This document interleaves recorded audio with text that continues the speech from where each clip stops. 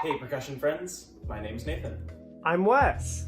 And I'm Sinyi. In this video today, we're going to be talking all things multi-percussion, whether it's setup, technique, or tips and tricks to get your instruments to stay in place. If you're new to the world of multi-percussion, things can feel a tiny bit overwhelming at first, so we want to help ease that tension and get you learning the music as fast as possible. When considering your multi-percussion setup, whether it's with drums, metals, woods, or keyboards, two main guiding principles will streamline your process and greatly aid your playing. The first principle is to try and have everything you hit at the same height, flat to your sticks. By having everything at a comfortable height and level, all of your fundamentals in your snare drum and keyboard playing will directly correlate with your playing on a multi-percussion setup. This will make large setups much less intimidating. The second principle is to try and minimize the distance between your objects. This is how my setup of Michael Gordon's percussion solo XY for 5 drums is organized. By limiting air time,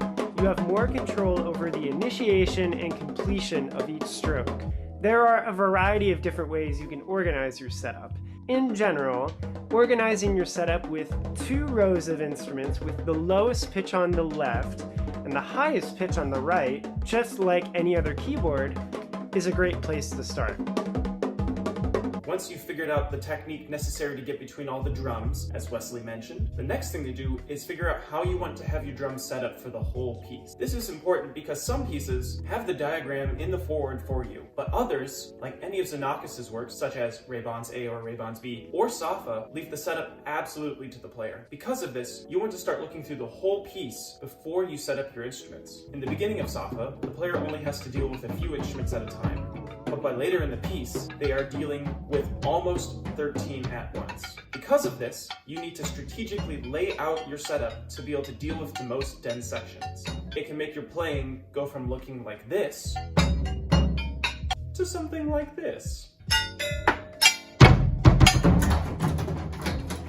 Now that you have an idea of how to manage setups in a general way, there are specific instruments that might be more challenging to set up.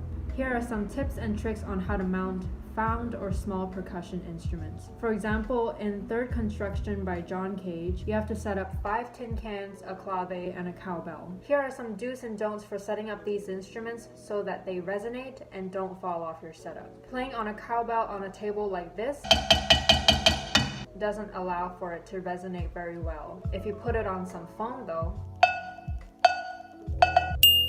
playing tin cans on a flat table like this causes some rattling.